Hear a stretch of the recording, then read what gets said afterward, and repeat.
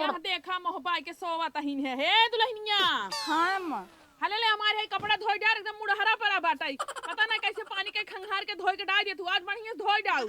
चला ठीक बाटे। जब देखा तब सौते रे हाथी खाली।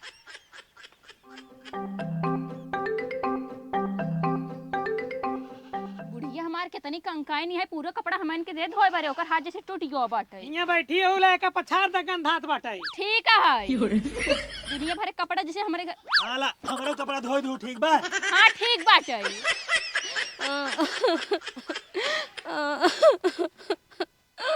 कहो पतोहिए जब देखा तब ऑलरेडी रहा तू बिगड़ ना पाऊ तो का। अरे बिगड़ी तब तू बिगड़ देबा करा। अरे कहीं तो सब कपड़ा लत्ता धोवे खाना खाना बनावे, लेकिन जब देखा तब पसरे नहीं रहती है। अरे तू मेहरारू हो, तू ज्यादा बिगड़ सका तू, हम ज्यादा ना बिगड़ सके।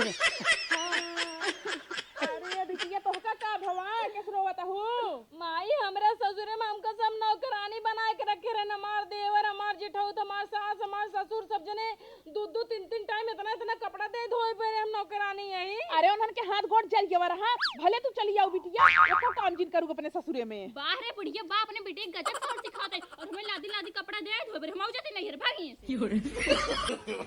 No, no, no, no.